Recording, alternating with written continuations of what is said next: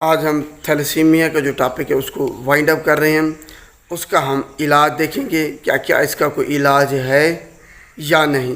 کیا یہ لا علاج بیماری تو نہیں ہے؟ اگر علاج ہے تو کون سا ہے؟ اور تھیلیسیمیا کے جو مریض ہیں وہ زندہ رہنے کے لیے کیا کرتے ہیں؟ کون سی میڈیسن، کون سے طریقے اپناتے ہیں؟ تو شروع کرتے ہیں کہ تھیلیسیمیا کا کوئی علاج ہے یا لا علاج بیماری. سب سے پہلے آپ کو یہ جاننا ضروری ہے کہ علاج کیا ہوتا ہے. علاج یہ ہوتا ہے کہ جب آپ کوئی میڈیسن استعمال کرتے ہیں کسی بیماری کے خاتمے کے لیے، تو 10 دن ہو، بے شک مہینہ ہو، بے شک 6 مہینے ہو، سال ہو، جو اس کا دورانیہ ہے اس بیماری کو ختم کرنے کا، اس وقت تک اگر آپ ٹریٹمنٹ کرتے ہیں، اس کے بعد جب میڈیسن چھوڑتے ہیں تو بیماری ختم ہو جاتی ہے، تو اس کو ہم علاج کہتے ہیں. اگر آپ کوئی بھی چیز کسی بیماری کے خاتمے کے لیے استعمال کر رہے ہیں اور وہ آپ کی ساری زندگی جاری رہنی ہے، اس کو ہم علاج نہیں کہہ سکتے.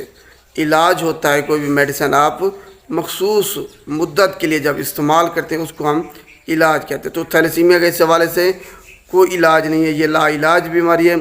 صرف ایک ہے کہ اسٹیم ٹرانسپلانٹ یا بون میرو ٹرانسپلانٹ وہ کیا جاتا ہے، وہ بہت زیادہ ایکسپینسو ہے. اس کے علاوہ اور 100% سیورٹی بھی نہیں ہے اس کی کہ 100% یہ کامیاب ہوگا یا نہیں ہوگا. تو اس حوالے سے آپ کا جاننا ضروری ہے کہ صرف ایک قسم سے اس کا علاج کیا جا سکتا ہے، اسٹیم ٹرانسپلانٹ سے یا بون میرو ٹرانسپلانٹ سے. وہ بھی بہت زیادہ ایکسپینسو ہے. اس کے لیے بون میرو نکالا جاتا ہے آپ کا حقیقی سگا بہن بھائی ہو، وہ بھی چھوٹی عمر کا. تو اب دیکھتے ہیں کہ تھیلیسیمیا کے جو مریض ہیں وہ زندہ رہنے کے لیے ان کو کیا کرنا پڑتا ہے. دیکھیں، تھیلیسیمیا کے مریض میں ہیموگلوبن نہیں بن رہی.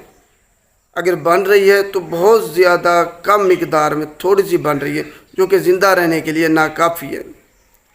تو اس حوالے سے ان کو بلڈ ٹرانسفیوژن کی ضرورت ہوتی ہے.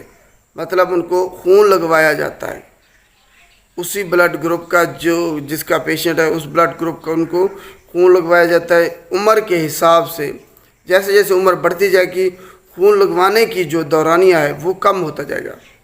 مطلب کہ اگر ایک جو چھوٹا بچہ ہے وہ مہینے میں 2 بار لگواتا ہے یا 1 بار لگواتا ہے، تو جیسے جیسے اس کی عمر بڑھتی جائے گی وہ مہینے میں 2 دفعہ 3 دفعہ اس کو بلڈ لگوایا جائے گا، خون اس کو لگایا جائے گا زندہ رہنے کے لیے. اگر خون نہیں لگواتے تو وہ سست ہو جائے گا، سویا رہے گا، کوئی ایکٹیویٹی پرفارم نہیں کرے گا، تھکاوٹ ہوگی، اس کو کھانا نہیں کھائے گا وہ مریض. تو یہ تھیلیسیمیا کے حوالے سے ہے.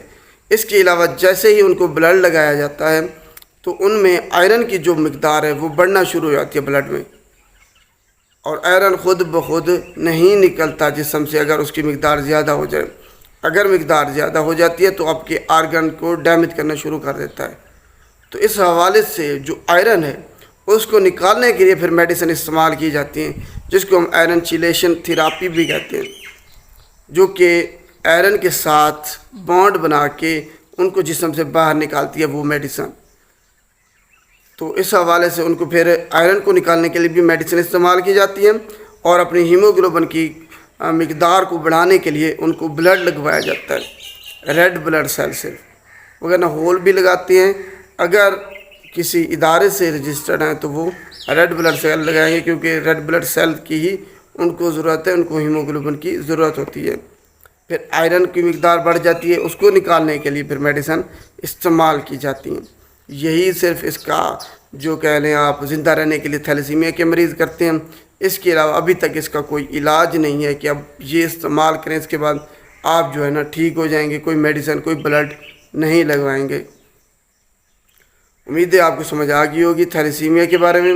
اگر ویڈیو اچھی لگے تو اس کو لائک کیجیے گا اور شیئر بھی لازمی کیجیے گا، تاکہ سب لوگوں تک یہ ویڈیو جو ان کو پتہ چل سکے کہ تھیلیسیمیا کے مریض زندہ رہنے کے لیے کیا کرتے ہیں اور تھیلیسیمیا کا کوئی علاج ہے یا نہیں ہے.